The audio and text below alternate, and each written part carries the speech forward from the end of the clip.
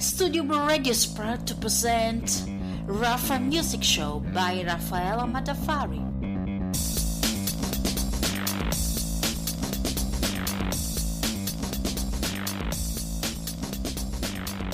Check the microphone!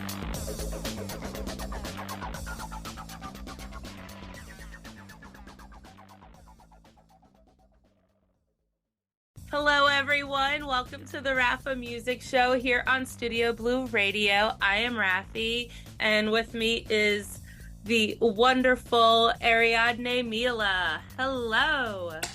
Hi. It's so good to be back. So now, is this your third time? Second or third? I can't remember. I think so. Because I think you were on with Dalen once. Okay. Wait, were we? Oh my god. I think I had both of you on here. Okay. Because I remember him being in a video chat with us. Okay. Oh my god. Oh my god. That is... I remember, but I don't know. Sometimes my memory's really bad. I mean... But I do remember... Time doesn't exist anymore, so who even knows? Yeah, but I remember the first time. It's my third time. I remember the first time I was on the show for that song, and then for Firecracker with Dalen. Yeah. Yes. Yeah. Wow. Yeah. It's been a while. It's been a while. Yeah, that was Firecracker. It's been a year since Firecracker. Oh wow. Crazy. Yeah. That's wild. Yeah. Well, tell us what you've been up to since Firecracker. Yeah. I released a few songs this past year. Since Firecracker, I had another song, I think, after that come out. It's either before or after that. All the dates run together in my brain. So I had one song after Firecracker that came out. I released, Dalen and I released Gold, which was a criticism on capitalism. Right, yes.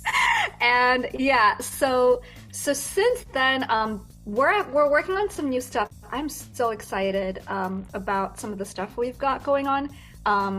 We have some stuff that is more we have other capitalism criticizing stuff, but then we had this idea sometime last year we were writing about some events that happened in January of 2021. So we've been working on so we have a song in the works that was our thoughts on that. So I'm really excited with all of the music that I have with Dalen. Sometimes I just go up and I'm you know what? I am really mad. Let's write a song about Roe v. Wade being overturned, and we're just getting our anger out. Yeah. So and then I've got some other I have some other songs on my own that I released also this past year, and a collaboration with Jay Putty, who goes by Daydreamer as his producer name. So so it's been a busy year.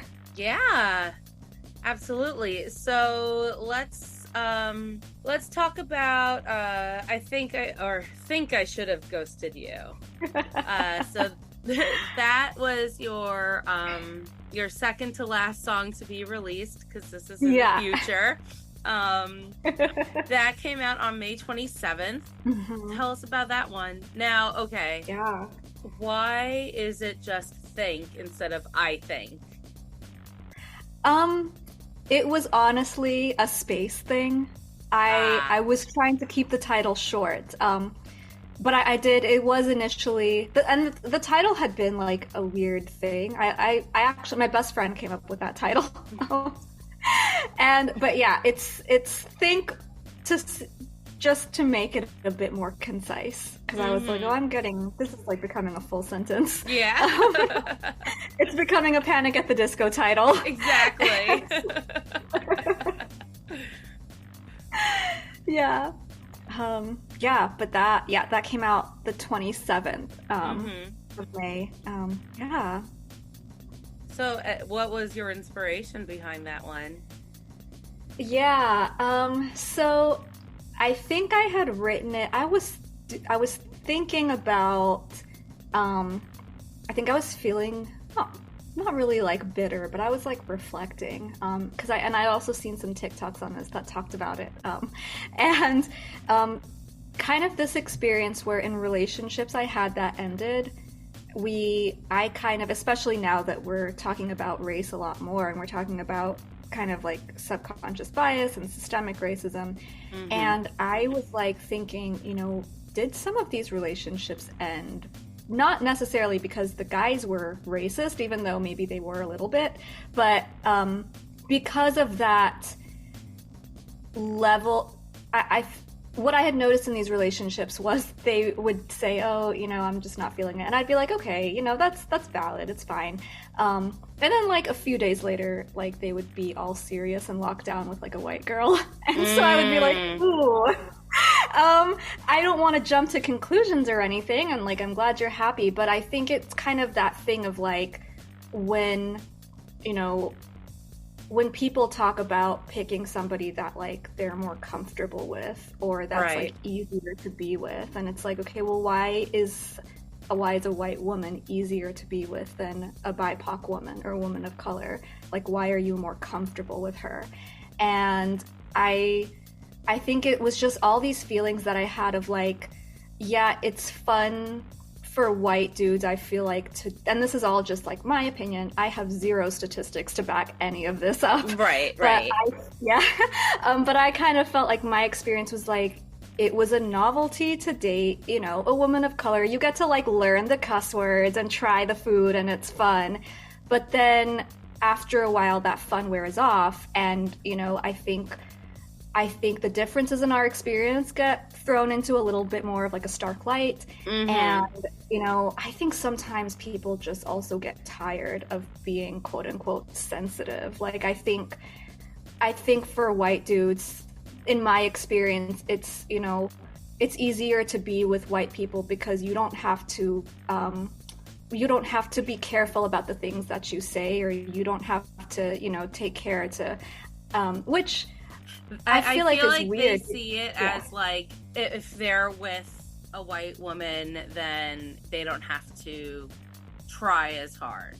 You know what I'm saying? Yeah. Like that kind of like mentality. Like, I'll do whatever I want. I can say whatever I want, type of thing. Right. And I think it's also, it's kind of going back to that bubble. It's easier to be around people whose experiences reflect your experiences than people who challenge your experiences. Oh, absolutely. Yeah. And so that's how that song came about. It was just like, and there's some lines in there, like I wrote like too much heat on your tongue because like, I once dated a guy who like had to ask for a fork every time we went to an Asian restaurant. Oh, no. And it's like, no, I'm not like shaming him or anything. It's fine if you need a fork, but it's just, it's just they're like, I guess, little anecdotes that I remembered, and not that any of those things really mattered, but the things that did matter were like, oh, this person would rather not be challenged, or would rather not, kind of open up his perspective a little bit. Exactly. They don't want to take the time to understand the culture. It's just like, oh, that's just another utensil, or no, like, yeah. So yeah. White men. Yeah. Yeah.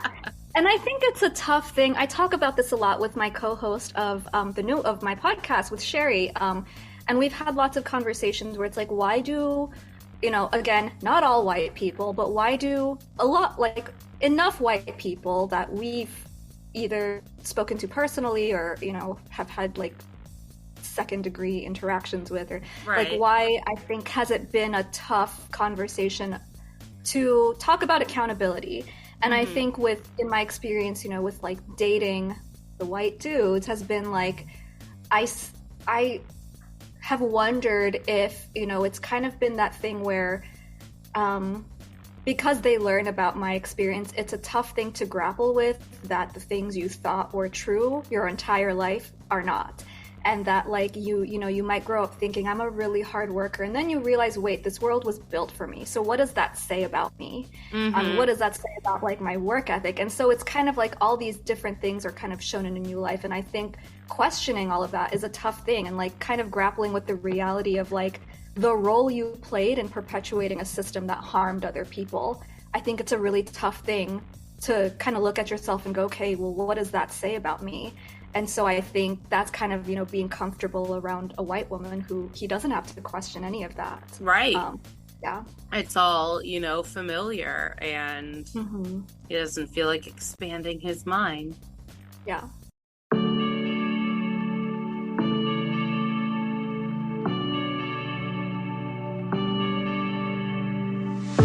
Use 3 words that you never could say. 4 months with her, suddenly you can't wait. And I kept trying to replace you, make you disappear from my head. And I kept trying to forget you, let you settle for some longer instead. Just like that, it's so clear. I know why you're not here. I know why you never meant to stay. You'll never admit it. You just think my skin is something kind of fun till you throw it away. And maybe you just realized I'm not like you inside, and you couldn't handle what that implied. Maybe it was too much heat on your tongue.